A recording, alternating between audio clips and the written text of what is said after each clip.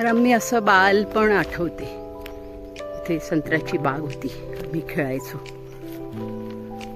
छान भाजीपाला, बागा, सर्व असायचं.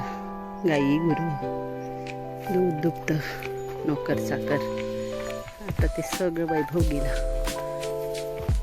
सर्व प्रकारची पिकं यायची. आता केवळ एकच पीक दिसते शेतात, कपाशीच कपाशी. थोडासा गहू आहे तिकडे पेरलेला. बाकी हरभरा नाही, मिरची नाही, टमाटर नाही, वांगी नाही, ती काही नाही. भाजीपाला काहीच नाही. या मेंढ्या बोरीच्या झाडाखालची बोरं खातात आहे. ही बोरीची झाडं आहेत आणि ह्या बघा कळपानी मेंढ्या. अगदी दुर्मिळ दृश्य आहे मेंढ्यांचं बोरं खाणं. बघा कशा गुंग झालेले आहेत मेंढ्या बोरं खाण्यामध्ये. कळपांमध्ये पूर्ण सहजा करत आहे शेतांचा. ही माझी मोठी बहीण आहे. हे बघा हे पूर्ण शेतामध्ये मेंढ्या आहेत. तिकडे दूरवर मेंढ्यांचा आवाज येतोय. मेंढ्या बोरं खाण्यात गुंग.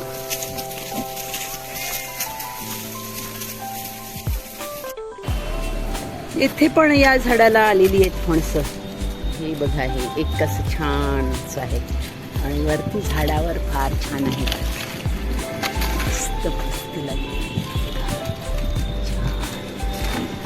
जरा मोठी झालेली आहे म्हणून छान स्पष्ट अशी दिसते. पण ही अशी खूप नाही. मला जशी एकाच फांदीला खूप सारे 7, 8, 9 अशी आलेली आहेत. ही एक एक वेगळी वेगळी आहेत स्वतंत्र अशी. छान मोठी पण झालेली. इथे पण हे एक एक 2-2च आहेत. याला ह्या फांदीला 3 आहेत. 3 आलेली आणि ते एक आणि हे छान मोठं एक झालेलं.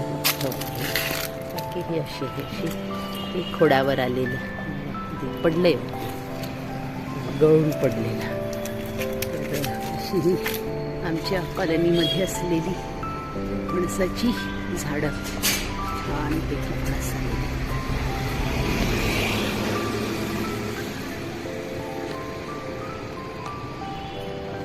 आतमध्ये पण